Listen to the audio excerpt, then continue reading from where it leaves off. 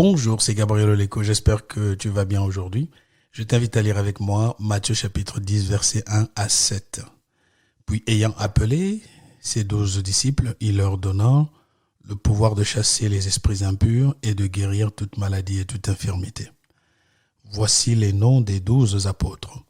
Le premier, Simon, appelé Pierre, et André son frère, Jacques, fils de Zébédée, et Jean, son frère, Philippe et Barthélemy, Thomas et Matthieu, le publicain, Jacques, fils d'Alphée, et Thaddée, Simon le Canénite, et Judas l'Iscariote, celui qui livra Jésus. Tels sont les 12 que Jésus envoya, après leur avoir donné les instructions suivantes. N'allez pas vers les païens et n'entrez pas dans les villes des Samaritains.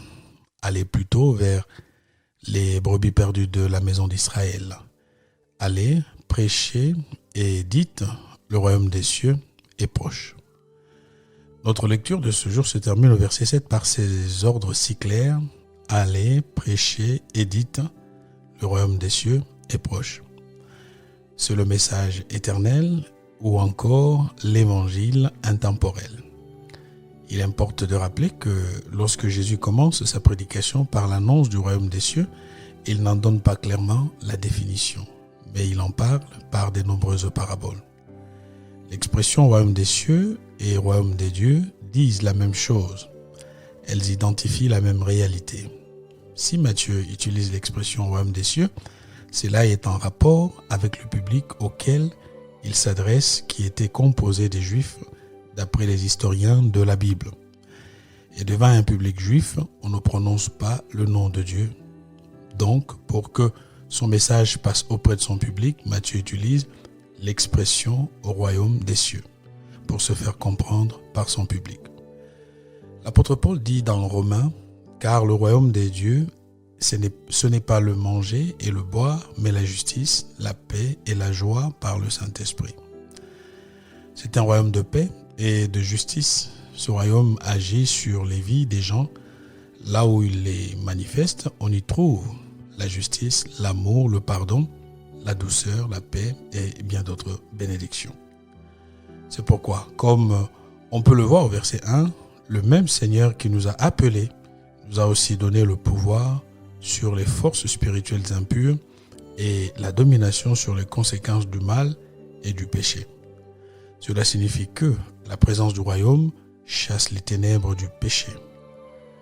Là où les vies sont enchaînées, liées, dominées par toute forme de servitude, le royaume des cieux apporte la délivrance, la liberté et la joie. Ce que je dis ici n'est pas nouveau. Luc le dit dans le livre des Actes des Apôtres. Vous savez ce qui est arrivé dans toute la Judée, après avoir commencé en Galilée, à la suite du baptême que Jean a prêché. Vous savez comment Dieu a oint du Saint-Esprit et de force Jésus de Nazareth, qui allait de lieu en lieu faisant du bien et guérissant tous ceux qui étaient sous l'empire du diable, car Dieu était avec lui.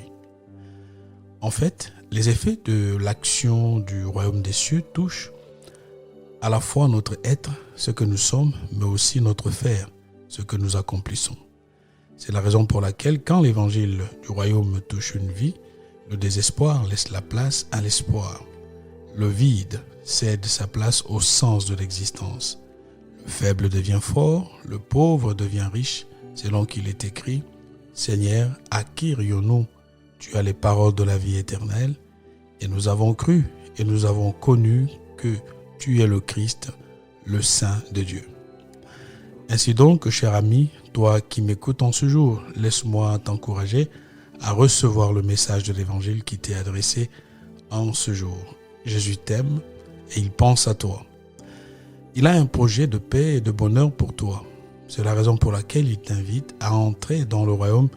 Et la porte d'entrée, c'est la prédication du royaume qui n'est autre que l'évangile du salut en Jésus-Christ. Accepter le message du royaume, c'est faire confiance en la solution de Dieu. C'est se reposer entre les mains du Seigneur. Être esclave ou être libre, c'est une question de choix. Jésus, lui, t'appelle à recevoir le royaume qu'il est venu incarner pour toi. Passe une bonne journée. Si cette méditation t'a encouragé, pense à la partager autour de toi. Pour nous retrouver chaque jour, abonne-toi et active la cloche.